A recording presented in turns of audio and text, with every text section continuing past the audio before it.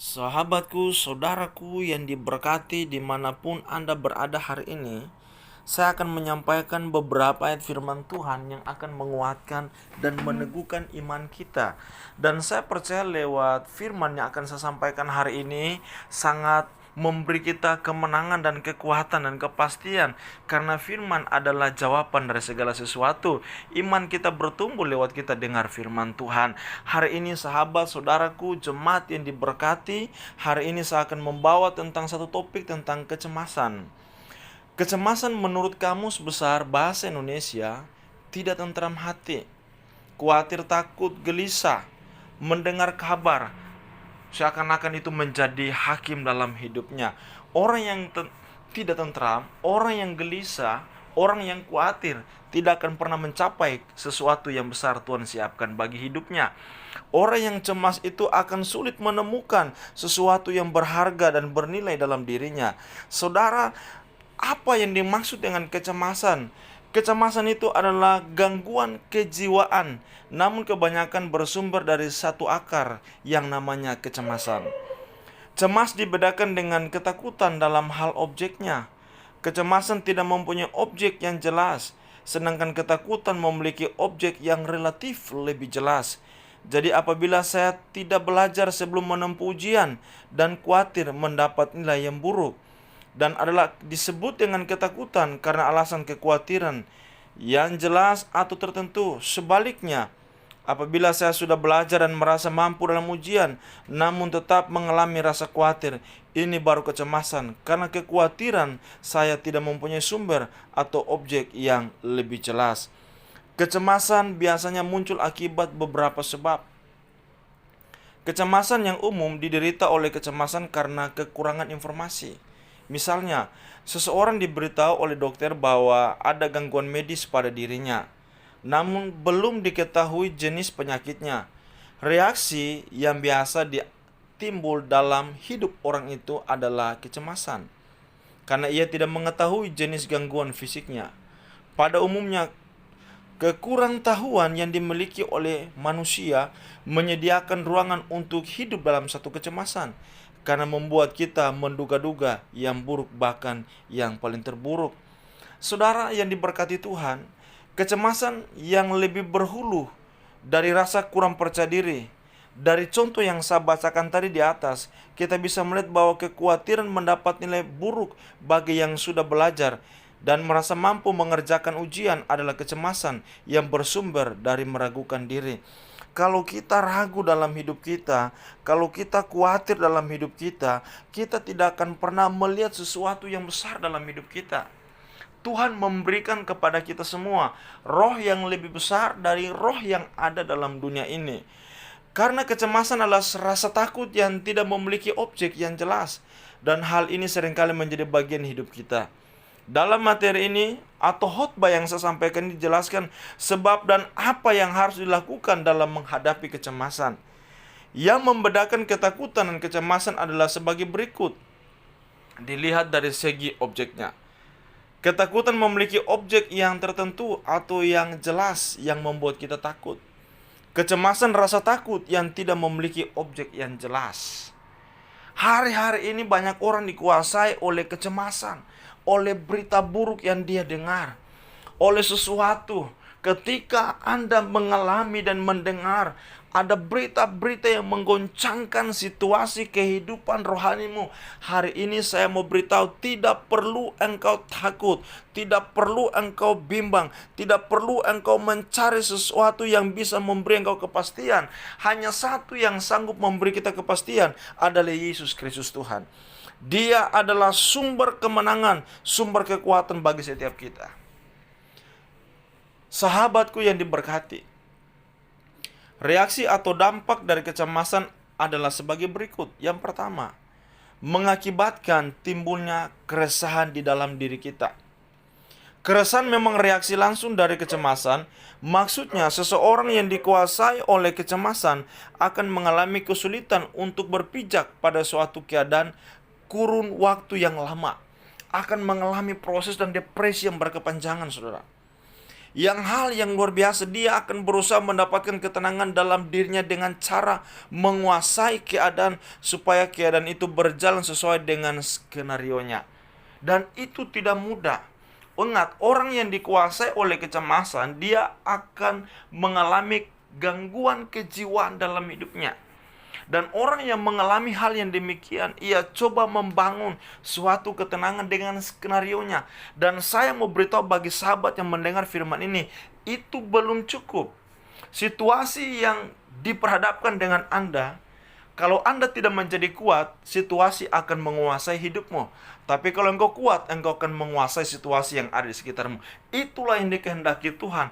Kekristenan kita adalah kekristenan yang memiliki iman yang teguh kepada Tuhan. Iman akan melatih kita lewat badai. Lewat badai iman kita bertumbuh. Waktu iman kita bertumbuh akan mengalami yaitu mujizat dan kuasa yang luar biasa. Saudara yang diberkati Tuhan, yang kedua, kelumpuhan merupakan tahap berikutnya. Orang yang cemas akan mengalami kelumpuhan. Kelumpuhan dalam usaha, dalam iman, dalam tindakan, baik dalam hubungan suami istri, dalam hubungan keluarga. Keharmonisannya suami istri akan mengalami kelumpuhan. Diakibatkan karena dikuasai oleh rasa kecemasan. Setelah dampak kekerasan, kecemasan melumpuhkan penderitanya karena pada hakikatnya kecemasan itu menguras energi yang dibuang untuk menguasai kecemasan, yang dikeluarkan sebagai usaha untuk mengontrol kecemasan, dan pada akhirnya dia merasa lumpuh dalam pengertian, dia merasa lemah, tidak berdaya lagi, masa bodoh, dan ia merasa bahwa ia tidak berharga lagi, yang dikuasai akibat kecemasan. Tidak dapat berbuat apapun untuk mengubah keadaan hidupnya, bahkan tidak bergairah lagi untuk mencoba sesuatu yang berhasil. Saudara yang diberkati Tuhan, yang ketiga, orang yang hidup dalam kecemasan, dia akan mengalami yang namanya keputusasaan dalam hidupnya. Tidak lagi ada harapan. Tidak sedikit orang yang mati bunuh diri, bahkan ada yang gantung diri, ada yang jatuh dari tebing yang sangat tinggi, ada yang menjatuhkan diri dari atas gedung yang tinggi akibat putus asa. Hari ini saya mau beritahu, saya mau beri kepastian dalam hidup Anda yang mendengar berita hari ini lewat khotbah yang saya sampaikan. Anda tidak boleh merasa putus asa dan kecewa. Hidupmu berharga. Engkau memiliki Tuhan yang sanggup mengubah situasi yang ada di sekitarmu. Hari ini engkau harus bangkit. Yang mendengar, yang lemah, yang cemas, yang mendengar berita firman Tuhan hari ini, engkau bangkit dan berkata bahwa aku harus kuat, aku harus bangkit, aku harus bangkit. Setiap hari engkau berkata aku harus bangkit. Saya percaya lewat ucapan iman ada gairah, ada energi, ada power, kekuatan yang luar biasa untuk membawa engkau keluar dari kecemasan, dan di sana engkau akan dijadikan Tuhan orang-orang yang lebih daripada pemenang. Hal yang dapat dilakukan untuk mengatasi kecemasan yaitu yang pertama, mencari informasi selengkap-lengkapnya. Kalau engkau berada di dalam suatu daerah, engkau mendengar ada gempa, ada berita buruk, engkau harus pergi dan engkau harus mencari suatu informasi yang jelas. Karena tanpa informasi yang jelas, engkau akan dikuasai oleh ketakutan, oleh kecemasan. Tetapi informasi yang jelas dan tepat, engkau tidak akan dikuasai oleh ketakutan. Ada beberapa banyak anak Tuhan berjatuhan, mengalami kejatuhan karena mereka tidak memiliki informasi. Keluarga yang dulunya harmonis mengalami kehancuran karena mereka tidak memiliki informasi. Saya mau beritahu, kehidupanmu dikelilingi oleh banyak orang, dan sekian dari banyak orang ada yang mendukung, tetapi ada yang menjatuhkan hidupmu. Percaya pada Tuhan, bersandar pada Tuhan tidaklah berarti kita membutakan mata terhadap informasi. Sebab Tuhan pun menghargai hikmat, dan hikmat itu seringkali diperoleh dengan data yang lengkap. Yang kedua, hal yang dapat dilakukan untuk mengantisipasi kecemasan yang kedua, mengakui adanya keterbatasan. Sebanyak-banyaknya informasi tidak menjamin bahwa peristiwanya akan terjadi seperti yang telah diduga. Disinilah diperlukan iman. Kita bukan menggantungkan diri pada situasi, tapi kita menggantungkan pada Tuhan yang menguasai situasi. Saya percaya hari ini lewat firman yang singkat, akan dan sangat memberkati hidup kita. Dan saya tahu engkau yang mendengar firman, mungkin engkau berada dalam situasi hal yang sama yang seperti apa yang aku sampaikan.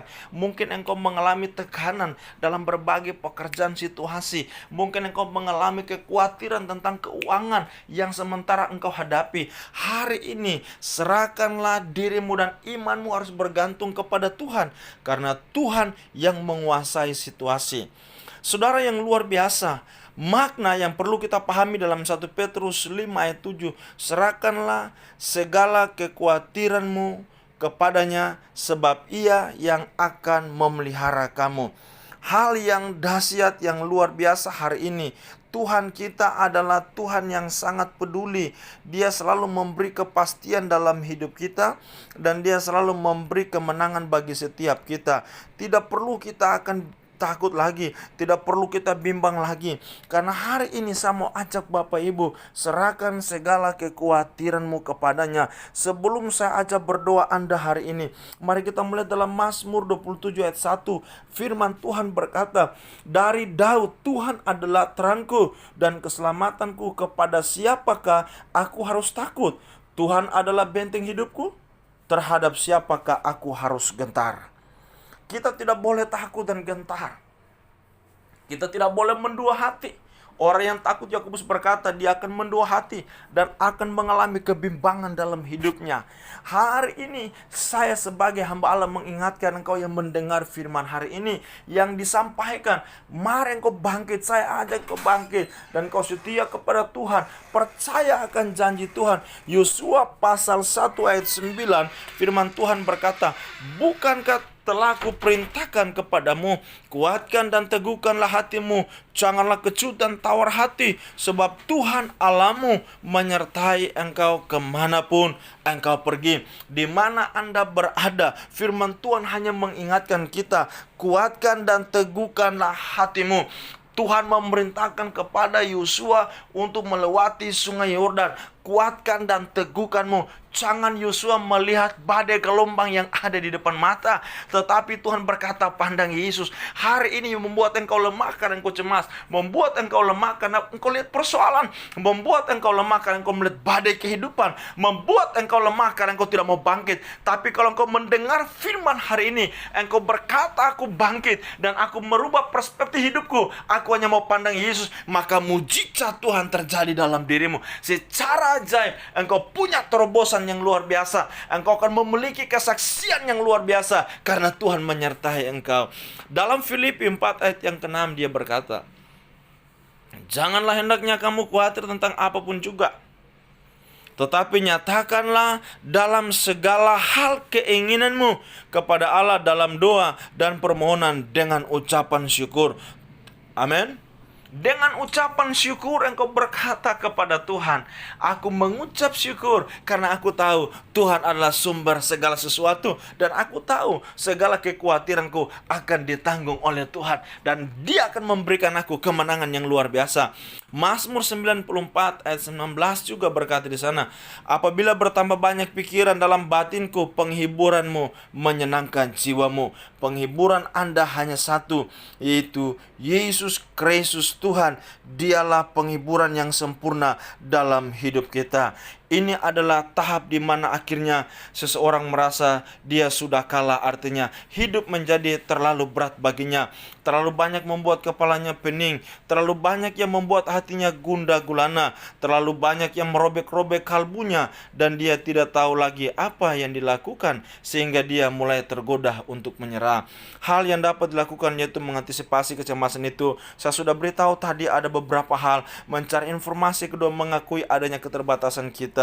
Sehingga dalam 1 Petrus 5 ayat 7 berkata, serahkanlah segala kekhawatiranmu kepadanya, sebab Ia yang memelihara kamu.